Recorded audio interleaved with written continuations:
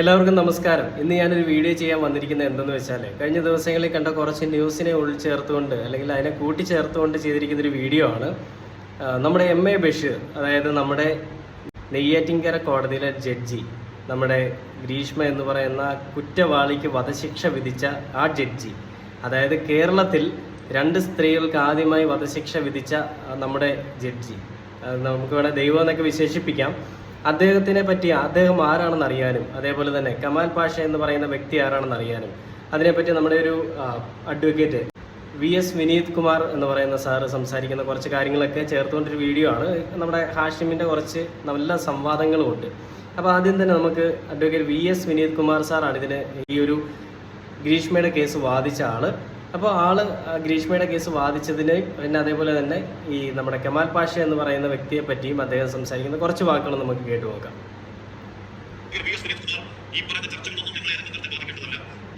വധശിക്ഷയാണോ, double ലൈഫാണോ, അതോ 10 വർഷമാണോ എന്നാൽ എന്ന ചർച്ചകൾ നിങ്ങളെ ബാധിക്കേണ്ടതല്ല. നിങ്ങളിൽ നിക്ഷിപ്തമായ ഉത്തരവാദിത്വം അത് മരിച്ചുപോയൊരു മനുഷ്യന്. ഇത് ഹാഷ്മി പറയാനുള്ള പ്രധാന കാരണം, നമ്മുടെ കമാൽ പാഷ നമുക്കറിയാം കഴിഞ്ഞ ദിവസങ്ങളിലൊക്കെ മാധ്യമങ്ങളിൽ വന്നിട്ട് കുറേ കാര്യങ്ങൾ പറഞ്ഞു. അതായത് ഇത് ഇത്രയും വധശിക്ഷ കൊടുക്കേണ്ട കാര്യങ്ങളൊന്നും ഇല്ല എന്നൊക്കെയാണ് അദ്ദേഹം പറഞ്ഞത്. അതിനെ മുൻനിർത്തിക്കൊണ്ടാണ് ഹാഷ്മി ഇത് പറയുന്നത്. അപ്പോൾ അതിൻ്റെ പ്രതിവാദങ്ങൾ, അത് നമ്മുടെ പ്രോസിക്യൂഷൻ ജഡ്ജിനെ പറ്റി ഡീറ്റെയിൽ ആയിട്ട് പറയാൻ നമുക്ക് കേട്ട് നോക്കാം.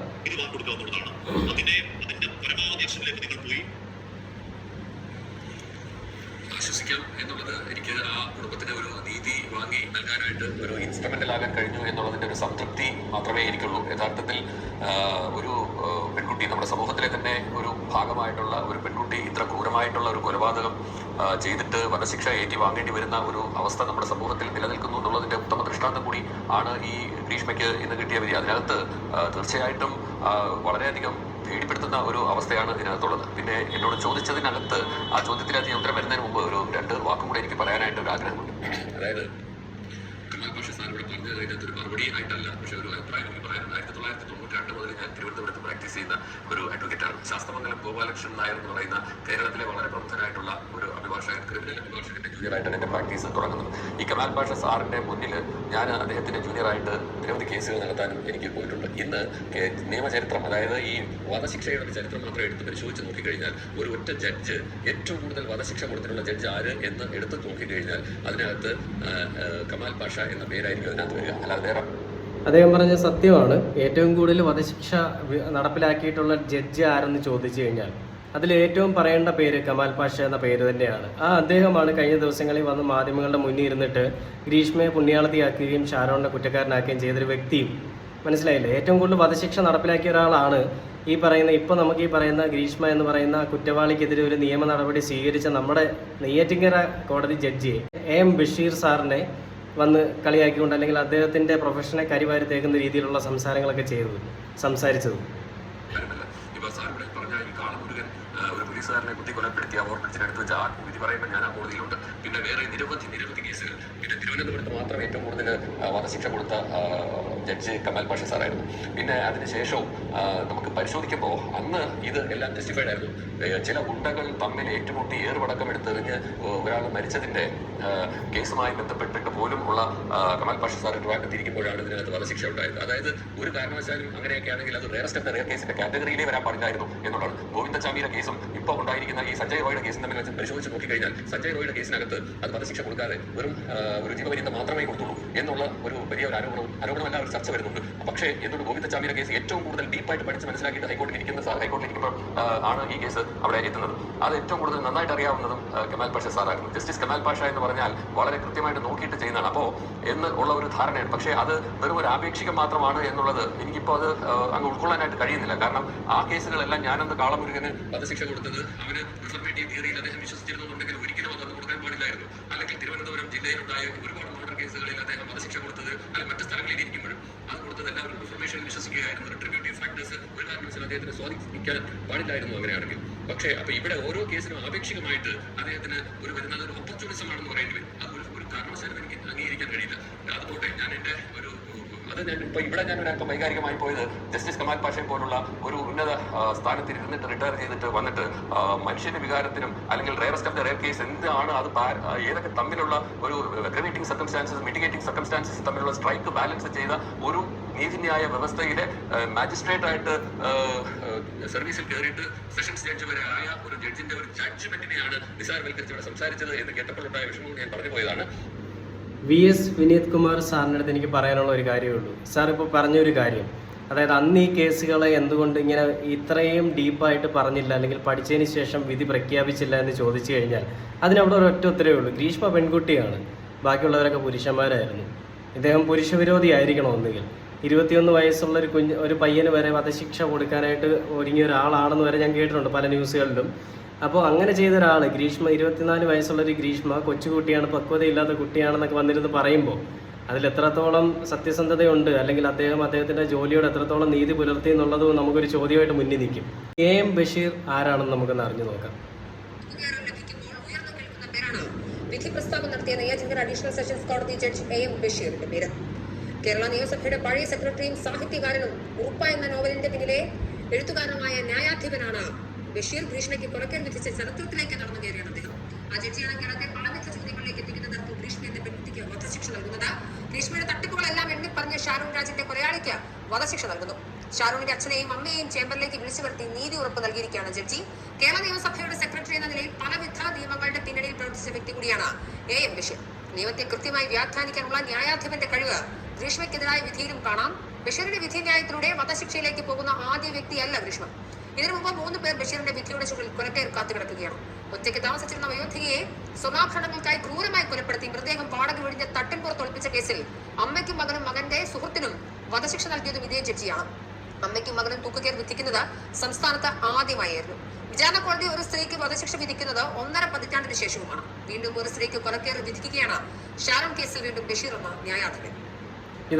ഇതൊക്കെയാണ് ഒരു ജഡ്ജ് എന്ന് പറയുന്നത്. അല്ലാണ്ട് ഇപ്പോൾ കമാൽ പാഷ പറഞ്ഞതുപോലെ ഒരു 100 തവണ അതിനെപ്പറ്റി പഠിച്ചതിന് ശേഷം ഈ പറയുന്ന 10 പേർക്ക് വധശിക്ഷ അല്ലെങ്കിൽ ഏറ്റവും കൂടുതൽ ആളുകൾക്ക് വധശിക്ഷ വിധിച്ച ഒരാളാണ് കമാൽ പാഷ എന്ന് പറയുന്ന ആൾ. ഇദ്ദേഹത്തെ പോലെ ഒരു വ്യക്തി വന്നിട്ട് പറയുകയാണ് ഗ്രീഷ്മ അങ്ങനെ തെറ്റ് ചെയ്തിട്ടില്ല എന്നൊക്കെ വന്നവർ പറയുമ്പോൾ അദ്ദേഹം വിധിച്ച മറ്റുള്ള കേസുകളൊക്കെ ഒന്ന് പുനഃപരിശോധിച്ചാൽ അതിനകത്തിൽ എത്രത്തോളം സത്യസന്ധത ഉണ്ടായിരുന്നു, അല്ലെങ്കിൽ അതിനകത്തിൽ എത്രത്തോളം കഴമ്പുണ്ടായിരുന്നു നമുക്ക് അറിയാനായിട്ട് സാധിക്കും. ഇതാണ് എനിക്ക് ഈ ഒരു നിമിഷത്തിൽ പറയാനുള്ളത്. അല്ലാണ്ട് ഇതിൽ കൂടുതലൊന്നും പറയാനില്ല. ഞാൻ ഓൾറെഡി കുറേ വീഡിയോസ് ചെയ്തിട്ടുണ്ട്. ഇതൊക്കെ തന്നെ ധാരാളമാണ്. ഇപ്പോൾ ഓൾറെഡി ജനങ്ങൾക്കെല്ലാം അറിയാം. കുറേ പേര് വിമർശിക്കുന്നവരുണ്ട്, കുറേ പേര് അനുകൂലിക്കുന്നവരുണ്ട്. ഈ അനുകൂലിക്കുന്നവർ എന്ത് കണ്ടിട്ടാണെന്ന് എനിക്കറിയത്തില്ല. ഇതിനകത്തിൽ ഒരു ലോജിക്കില്ലാത്ത കുറേ കാര്യങ്ങൾ അദ്ദേഹം പറയുന്നുണ്ട്. അദ്ദേഹത്തിൻ്റെ പ്രൊഫഷൻ്റെ സ്ഥാനത്ത് നിന്ന് മാത്രമല്ല അദ്ദേഹം സംസാരിക്കുന്നത്, അതിനപ്പുറത്തേക്കും അദ്ദേഹം കുറച്ച് വൈകാരികമായിട്ടൊക്കെ സംസാരിക്കുന്നുണ്ട്. അതായത് ഷാരോണാണ് തെറ്റുകാരൻ എന്നുള്ള രീതിയിലൊക്കെ സംസാരിക്കുന്നുണ്ട്.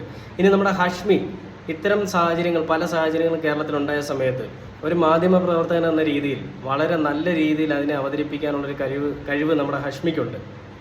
അതുകൊണ്ട് തന്നെ ചോര തിളയ്ക്കുന്ന തരത്തിലാണ് അദ്ദേഹം പല കാര്യങ്ങളും സംസാരിക്കാറുള്ളത്. അത്തരത്തിലൊരു നമ്മുടെ ഷാരോണിൻ്റെ കാര്യത്തിൽ അദ്ദേഹം സംസാരിച്ചൊരു കാര്യം കൂടി ഞാനൊന്ന് കേൾപ്പിക്കാം.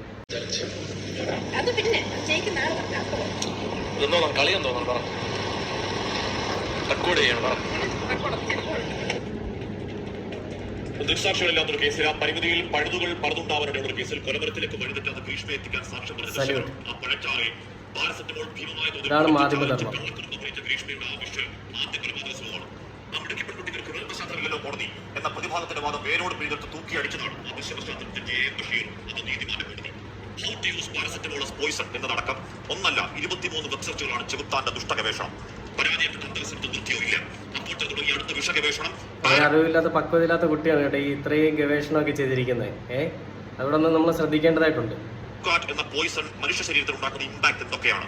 വാക്കുകളിൽ പ്രണയമധുരം നിറച്ച് പുരുഷകാമനകളെ അങ്ങേയറ്റം വശീകരിക്കുന്ന വാട്സാപ്പ് ചാറ്റുകളിൽ ഷാരോണെ വീട്ടിലേക്ക് കിടപ്പറയിലേക്ക് വിളിച്ചു വരുത്തി കഷായത്തിൽ കാളമൂടം ചാലിച്ച് മരണം ഉറപ്പിച്ചപ്പോൾ മാത്രം നിർത്തിയതാണ് ആ ദുഷ്ട ഗവേഷണങ്ങൾ, ആവർത്തന ശ്രമങ്ങൾ, ഗൂഢമായ ആലോചനകൾ.